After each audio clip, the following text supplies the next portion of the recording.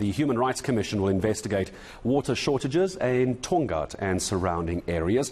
Residents have been desperate for just simply getting fresh drinking water following the devastating floods last month. The Commission is very worried about a number of things. Well, let's speak to the Commission's KZN Head. It's Lloyd Lotz joining us for more. Lloyd, good morning to you. Good to have you with us on the show. If I can ask one favour, if you wouldn't mind just popping on your camera for me. We saw you a little while ago. Lloyd, if you could put your camera on, then viewers can see who it is I'm talking to as well. Lloyd, good to have you on the show. So just while we're waiting for your camera, just give us a sense of the probe that the Human Rights Commission is now planning. Tell me about that. Thank you very much, and good morning to you and the viewers. I'm really struggling with the camera. I do not know what the challenge is. I can confirm that the South African Human Rights Commission, upon learning about the challenges in the Tongaat and surrounding areas, we decided to launch an own initiative investigation. I must say this was not only prompted by the what we've learned in the last couple of days, but in the preceding week or so, we had, as the Commission, had also conducted monitoring in the flood-affected areas in KwaZulu-Natal, and Tongaat was also one of those. So that's really the crux of the matter. Really is really for us to look into the water challenges within Tongaat and surrounding areas. And as far as any information that you've gathered so far from this probe that you're conducting, can you give us an idea of the extent and also what the feeling is of the residents? Do they understand that these things are complicated because of the flooding, or are we getting to a point of a disaster and panic? Well, it's a combination of things, but I can confirm that we have started receiving some complaints. I do recall one coming from one of the ratepayers associations, whereby they have been indicating that in as much as they are aware of the challenges related to the infrastructure, because, infrastructure has been damaged. However, there appears to be challenges with equal access to water, and of course some other areas indicating that they have not received water at all.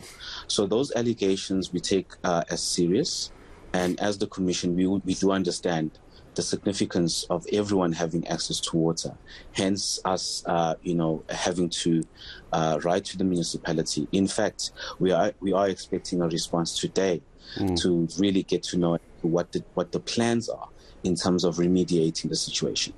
Just help viewers understand, Lloyd, as far as intervening on this, you say there are going to be meetings today, there is going to be feedback today. As far as teeth for the SAHRC is concerned, can you enforce a municipality, can you enforce a local councillor to get on top of a problem like this, or can you merely advise and guide?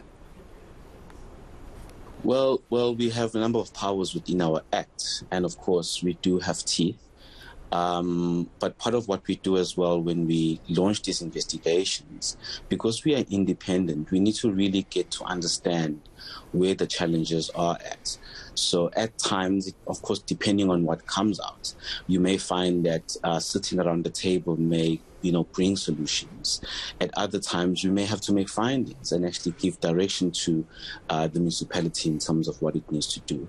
But I must confirm that we are expecting a response from the municipality. As to whether we get it is another issue. So that's what we will do. In fact, we are quite concerned about the issue of water, because it's not just only the Tongaat and surrounding areas, but there's other areas within KwaZulu-Natal as well. In fact, since we've issued our statement, we've been getting quite a number of queries from the Ugu area. In fact, we've got other investigations that are unfolding. In fact, Ugu is one of those that we've had for at least over a year now. And I can confirm that the Commission, by taking this very seriously, we've now decided that we will be launching soon to be provided additional information, but we will really be launching an investigation, or rather a hearing into the state of water within the province. I can confirm that. Lloyd, before I say goodbye to you, you mentioned that you are expecting this meeting and this report back from the local municipality. Is there generally a problem when it comes to getting information out of councillors, out of municipalities? Does that seem to be a stumbling block? Well, at times it does become a challenge, but I think I can say that my experience with KwaZulu-Natal is that we generally do get compliance. We generally do get responses. At times we have to send reminders, but we are also understanding, especially now, given the state of the disaster, that it's not business as usual. But we are hopeful that we will be respected and we will get the responses that we are seeking. And I'm sure the residents are waiting to hear anything back from the Human Rights Commission on this. I really appreciate your time. SAHRC Provincial KZN Head Lloyd Lotz, looking at the issue of water, lack of water in Tongaat. And as we've just been hearing now as well, getting a lot of complaints about no fresh drinking water